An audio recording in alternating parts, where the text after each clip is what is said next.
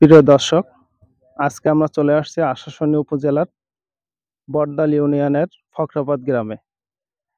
এখানে গ্রীষ্মকালীন তরমুজ চাষের সফলতা দেখতে মূলত আজকে আমরা এখানে অবস্থান করছি। আমাদের এক কৃষক ভাই মোহাম্মদ সরাব হোসেন, তিনি তার ঘেরে আইলে অফ সিজন তরমুজ মানে গ্রীষ্মকালীন যে তরমুজটা সেটা চাষ করে এলাকায় একটা ব্যাপক সাড়া ফেলে দিছে। আমরা আজকে মোহাম্মদ সরব হোসেন কৃষক ভাইয়ের সাথে সরাসরি সাক্ষাৎ করব এবং আপনাদের এই তরমুজ চাষের যে কলা কৌশল তিনি কিভাবে উদ্বুদ্ধ হলেন এবং এই কলা কৌশলটা কোথায় পেলেন, এই টেকনোলজিটা কোথা থেকে তিনি ম্যানেজ করছেন, এই সম্পর্কে বিস্তারিত আজকে আলাপ করব। আমরা সরাসরি চলে যাচ্ছি আমাদের কৃষক ভাইয়ের কাছে। আপনারা তার মুখ দিয়ে আজকে এই গ্রীষ্মকালীন তরমুজ চাষের পদ্ধতিগুলো আপনারা শুনবেন। প্রিয় কৃষক ভাই মোহাম্মদ সরাব হোসেন, আপনাকে ধন্যবাদ। ধন্যবাদ আপনাকে। আপনি আমাদেরকে একটু বলবেন যে গ্রীষ্মকালীন তরমুজ চাষের আপনি উদ্বুদ্ধ হলেন কিভাবে? বিসমিল্লাহির রহমানির রহিম। আজকে উপস্থিত আছেন আশাশুনি উপজেলা অফিসার সহ অফিসের সমস্ত কর্মকর্তাবৃন্দ, উপস্থিত আছেন সাংবাদিকবৃন্দ, উপস্থিত আমার এলাকার জনসাধারণ, সবাইকে জানাই আন্তরিক শুভেচ্ছা ও ধন্যবাদ। আজকে ভাই যে প্রশ্ন করছে যে আমি কোথা থেকে এটা উদ্বুদ্ধ হলাম, এটা আমার করছে আশাশুনি উপজেলা কৃষি অফিস থেকে আমাদের উদ্বুদ্ধ করছিল এবং আর্থিক সহযোগিতা দিছিল, ক্যাশ টাকাও দিছিল, সার দিছিল, ওখান থেকে এই যে বীজও দিছিল।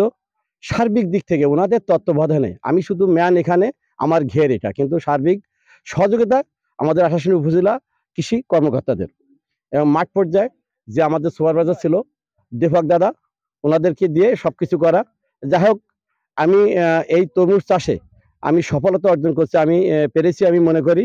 কারণ যে তরমুজগুলো দেখা যাচ্ছে যে আমার এলাকায় আদৌ কোনোদিন আমার এলাকার লোক দেখেনি, সেই তরমুজটা এখন অসময়ে এই তরমুজগুলো আমার এলাকায় লোকে দেখছে, আমি চাষ করছি এবং চাষটা ফলন ভালো হয়েছে এবং লোকও দেখছে। এটা দেখে সবাই মানে আনন্দিত এবং সবাই উৎসাহিত যে মেম্বার সাহেব আপনি কোথা থেকে বীজ আনছেন, কাদের মাধ্যমে আমাদেরকে জানাবেন, আমরা আগামী থেকে আমরা এই চাষ করবো, এই পদ্ধতিতে চাষ করব।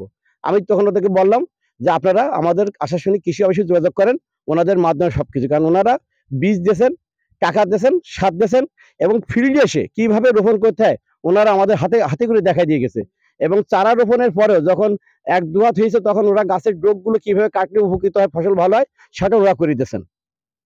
যাক, এটা এলাকার উন্নত। আমি এলাকার আমার দেখে হয়তোবা আমার ধারণা আগামী থেকে আরো 10-15 জন এরকম চাষ করবে।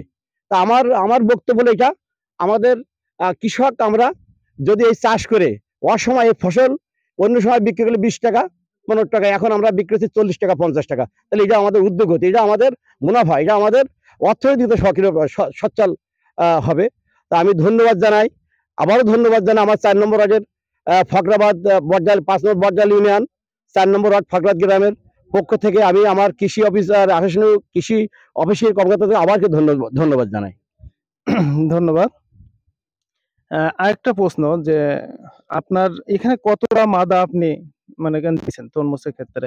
এখানে আমি কৃষি অফিসারের অফিস থেকে যে বীজ পাইছিলাম তা আমি 400 মতন মাদা দিছিলাম, 400 মতন। প্রিয় দর্শক, আপনারা কৃষকের মুখ থেকে আজকে গ্রীষ্মকালীন তরমুজ চাষের সম্পর্কে একটু জানলেন। এখন আমরা কথা বলবো অত্র আশাশুনি উপজেলার কৃষি পরিবারের তিনি কর্ণধার উপজেলা কৃষি অফিসার SM ইনামুল ইসলাম স্যারের সাথে।